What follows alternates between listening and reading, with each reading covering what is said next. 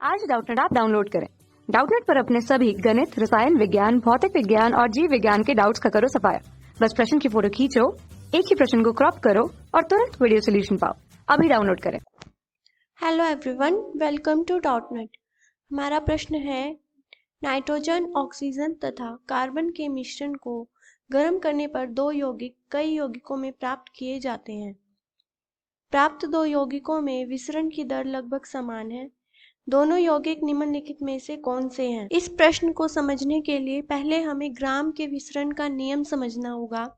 ग्राम के विसरण के नियम के अनुसार यदि एक गैस की विसरण दर R1 है तथा इसका अणुभार M1 है और दूसरे गैस की विसरण दर R2 तथा अणुभार M2 है तो इसके अनुसार फॉर्मूला यह होगा।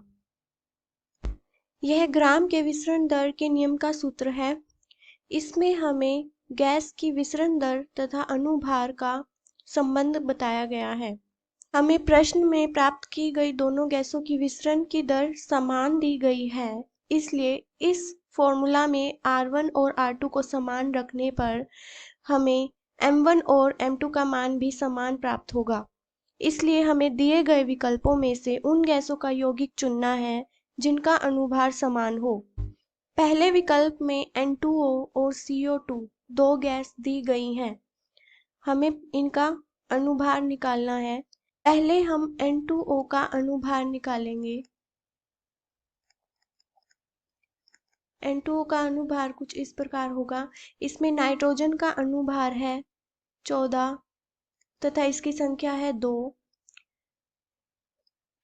और ऑक्सीजन का अणुभार होता है 16। इसे हल करने पर हमारा उत्तर आएगा 44। इसी प्रकार हम CO2 का अणुभार निकालेंगे।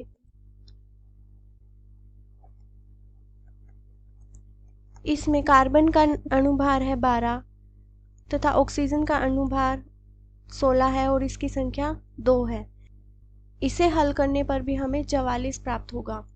तो जैसा कि पहले ही विकल्प में हमें दोनों गैसों का समान अणुभार प्राप्त हो गया है, इसलिए इस प्रश्न का उत्तर होगा A, N2O और CO2।